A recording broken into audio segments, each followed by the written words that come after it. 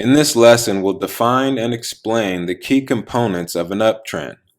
In an uptrend, prices are consistently moving to higher prices as a result of demand exceeding supply.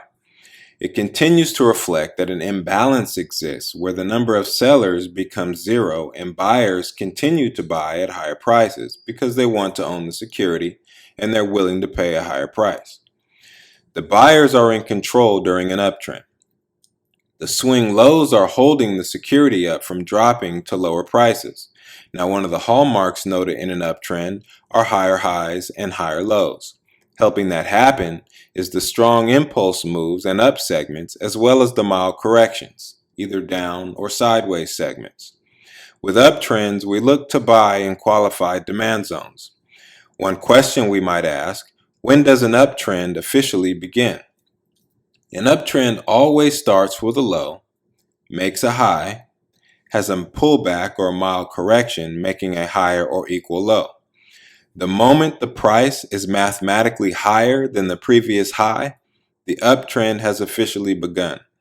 Notice any trend consists of three segments. In the case of an uptrend, it begins with an up segment, followed by a down segment that does not cross below the previous low, followed by an up segment that travels above the swing high of the preceding down segment. A few key components of the uptrend are the controlling swing low and the breakout segment.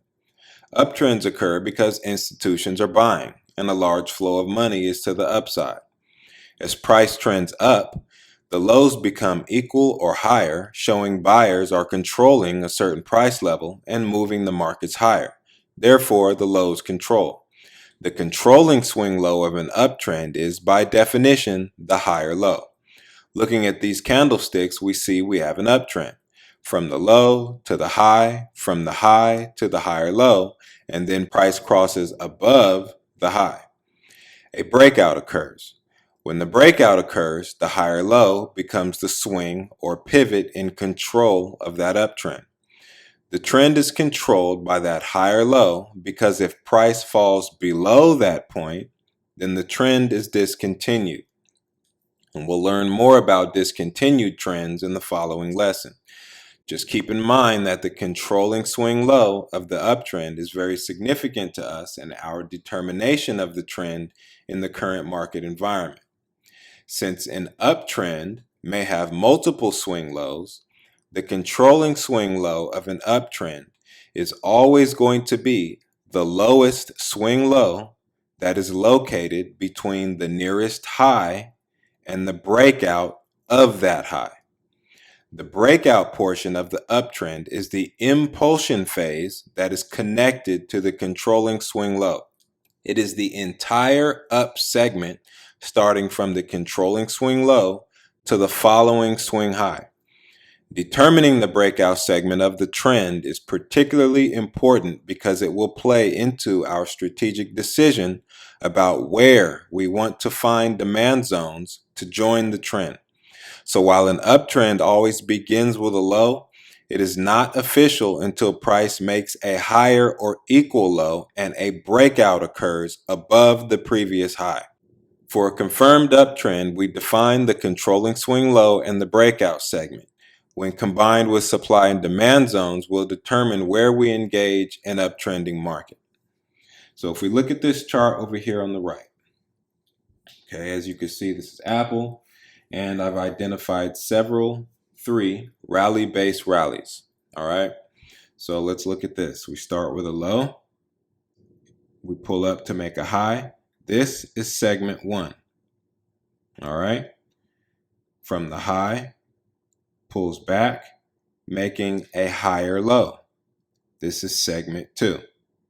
From the higher low, otherwise known as the controlling swing low, we see price come up, breaks above the previous high, and makes a higher high.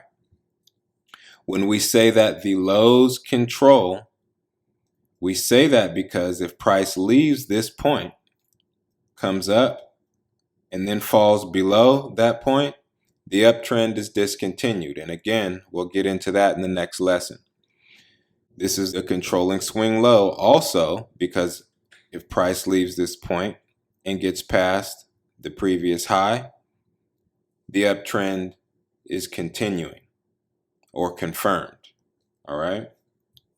But it is this controlling swing low that, or price leaving this point, will determine whether the uptrend is either continuing or whether the uptrend is discontinued.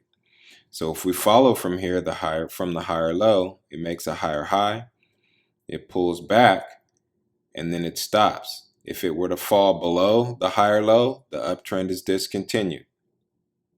We see it from here, it comes up, but doesn't get past the higher high, so we don't have confirmation yet. It pulls back. We still don't have confirmation that the uptrend is discontinued because it didn't get past the higher low.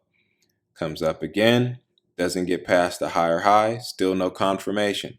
So once you see the price pull back and then it comes up but doesn't get past the higher high, that's a sideways trend. Okay?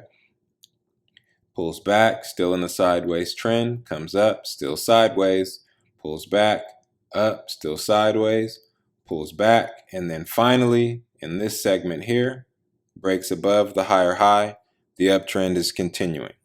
All right? So that's pretty much how you want to look at it. So before you move on, review and memorize the terminology associated with an uptrend. Pull up a chart, identify when an uptrend begins. Looking at that same chart, identify the controlling swing low of your uptrend and identify the breakout segment of the uptrend. Hope to see you in the next video.